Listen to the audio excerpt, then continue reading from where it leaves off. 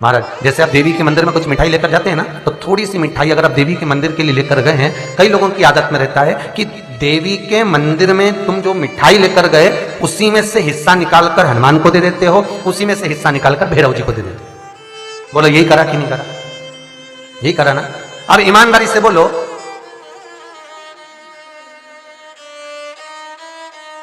कि तुम्हारी मम्मी ने तुमको एक साड़ी दी, ठीक है, समझ लेना हो, और साड़ी तुमको दी, और दो बहन जिस गांव में तुम रहती हो उसी गांव में तुम्हारी दो बहन और रहती है, और तुम्हारी मम्मी ने कहा ला तेरी वो साड़ी ला जाए।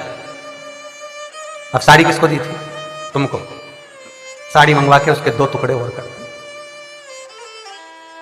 और टुकड़े कर कर वो दोनों बेटियों को दे दिए। तुम्हें कैसा लगेगा जम के बोलोगे? अच्छा लगेगा? शिव महापुराण की कथा कहती है, अगर शंकर की उपासना करने जा रहे हो, देवी की उपासना करने जा रहे हो, राम की उपासना करने जा रहे हो, कृष्ण की उपासना करने जा रहे हो, भवानी की उपासना करने जा रहे हो, आप यदि किसी भी रूप में माता के मंदिर में, गणेश के मंदिर में, शिव के मंदिर में, जिस मंदिर में जा रहे हो, अगर लड्डू का 4 भाग आप गणेश जी के लिए लेकर जा रहे हो, 4 लड्डू अगर आप देवी जी के लिए लेकर जा रहे हो, तो आपके मन में यह भाव होना चाहिए घर से निकलते समय कि मुझे एक हिस्सा, थोड़ा सा, एक लड्डू अलग बांधो जो भैरवनाथ को दूंगी, एक लड्डू अलग बांधो जो मैं हनुमान जी को दूंगी, एक लड्डू अलग बांधो मैं श्री गणेश जी महाराज को दूंगी। क्यों? क्योंकि उसका फल जितने देवता के लिए घर से इच्छा लेकर, आकांक्षा लेकर, गिफ्ट लेकर, कोई वस्तु लेकर, कोई फूल लेकर, कोई सामग्री लेकर हम जितने देवता के लिए जाते हैं, उतना ही फल हम 1000 गुना लेकर आते हैं। और तुम एक के लिए लेकर गई, उसी में से लड्डू बचा के गणेश जी को दे दिया, उसी में से लड्डू बचा के पार्वती जी को चढ़ा दिया, उसी में से लड्डू लेकर तुमने ये देवता को दे दिया, उसी में से लड्डू लेकर वो देवता को दे दिया। अब इतने में सबको दे दिया, तो फिर यही तो सीधी बात है कि तुमने तुम्हारे वही 500 रुपए में से 20-20 रुपए ये भांजे को, 20 रुपए उस भांजे को, उस भांजे को, सबको दे दिए। तो फिर भाई पैरावनी भी एक ही लगेगी, भाई क्यों देगा? लेके तो 500 रुपए के इतने टुकड़े कर दिए तूने, वो 500 रुपए का तू भी रख ले, तू भी रख ले, तू भी रख ले। और जब मायरा भरने की बारी आई और मम्मी ने कहा चोरी का मायरा भरना है, सब छोरा पैसा इकट्ठा कर, छोराओं ने भी कह दिया जब वो एक 500 का नोट में 10 हिस्सा कर दे तो मायरा तुम भरो, हम सब खड़े हो जाए, हिस्सा सबका।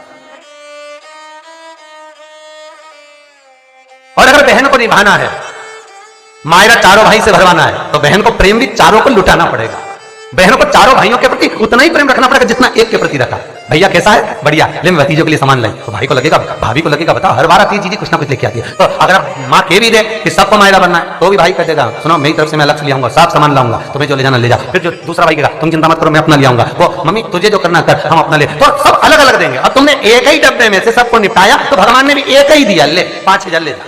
दुकान चलेगी तो सरी जा 10,000 रुपए कमा भी लेगा, पर तुम 10 ही कब तक कमाओगे रे?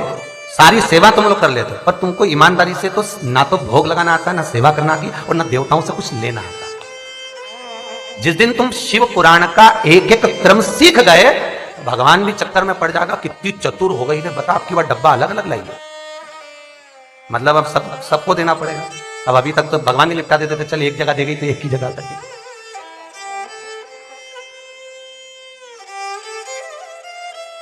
भगवान भी तो सोचे,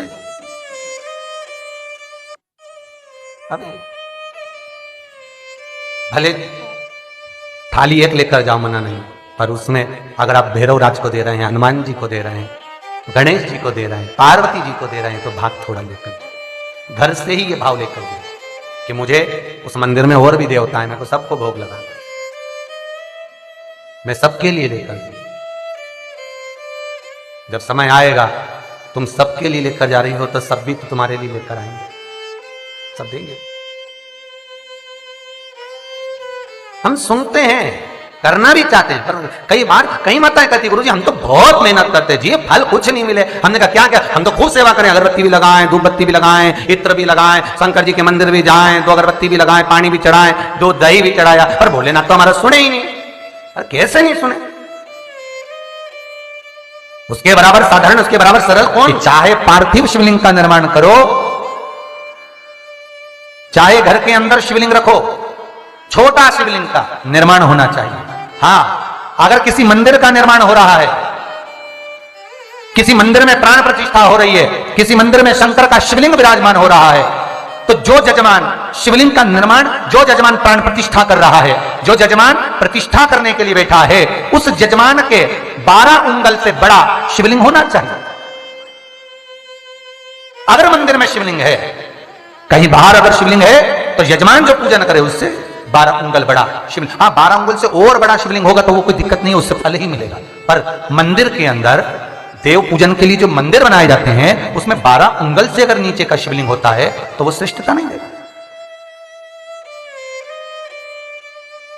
12 उंगल से बड़ा शिवलिंग का फिर निर्माण करो महाराज। उससे बड़ा होगा चल जाएगा, उससे और बड़ा होगा चल जाएगा, और उससे छोटा जो जजमान प्राण प्रतिष्ठा कर रहा है, जो जजमान प्रतिष्ठा कर रहा है तो पंडित भी कर देते हैं, ब्राह्मण चतुर कर देते हैं, ये शिवलिंग छोटा है, इतना बड़ा नहीं चाहिए, उससे बड़ा होना चाहिए। जो जजमान पूजन करे उसको उसका फल मिले, उसको पुण्य फल प्राप्त। जब भी तो आप लोगों को हम बारंबार कहते हैं कि आप लोग जो भी उपाय करते हो वो घर में कर लेते हो, आपसे कहते हैं मंदिर में जाकर करो। मंदिर में जाकर करोगे तो शिवलिंग जो बड़ा स्वरूप का होता है वो अधिक फल देने वाला है। अगर मान लो दुख कटता ही नहीं है, दुख कट ही नहीं रहा,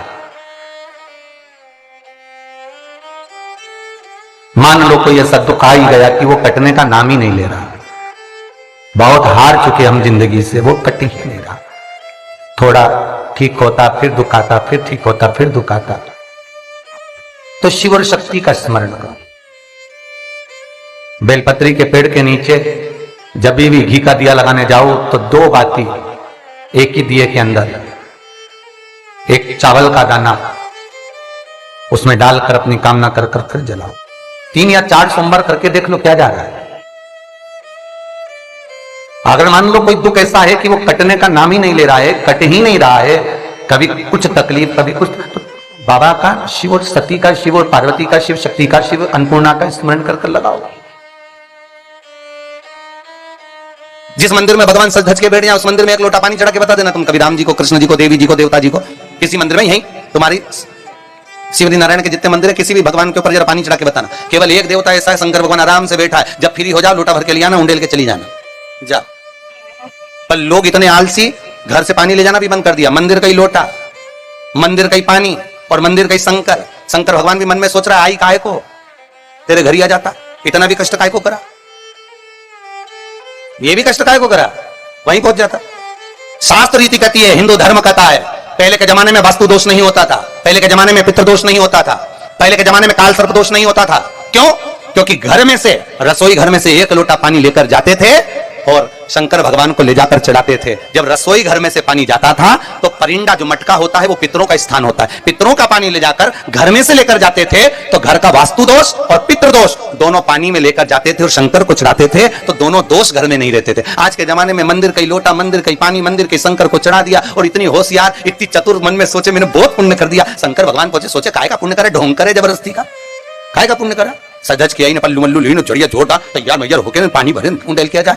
शास्त्र कहता है अगर मंदिर का लोटा लिया है तो 1 रुपए मंदिर के लोटे का, 1 रुपया जो पानी लिया है उसका, जिसने भरा, उसकी मेहनत, उसकी लाइट जो जली उसका, ये 2 रुपया पहले दान पात्र में डालो, फिर मंदिर में से पानी लो, फिर मंदिर का लोटा लो, फिर चढ़ाओ, तो पुण्य की प्राप्ति। किसी की भी लगी लगाई थाली मिल गई, आंवले के पेड़ की पूजन करने गई थी, बड़ के पेड़ की पूजन करने गई थी, थाली लगी लगाई मिल गई, सिर पे पल्लू ले लुआ के सब चढ़ा चढ़ू के बोझ जाए, और जिसकी थाली बेचारी वो सोचे सामान कहां गया, तो वो चढ़ा के गई, बता, और क्या पुण्य मिलेगा, काय का पुण्य मिलेगा। भगवान को पाना है, निर्मल मन सो मोहि पावा, मोहि छल छिद्र कपट ना बा। भगवान को ये नहीं चाहिए, मतलब ही नहीं भगवान। देवराज श्री शिवाय नमस्तुभ्यं, श्री शिवाय नमस्तुभ्यं, श्री शिवाय नमस्तुभ्यं।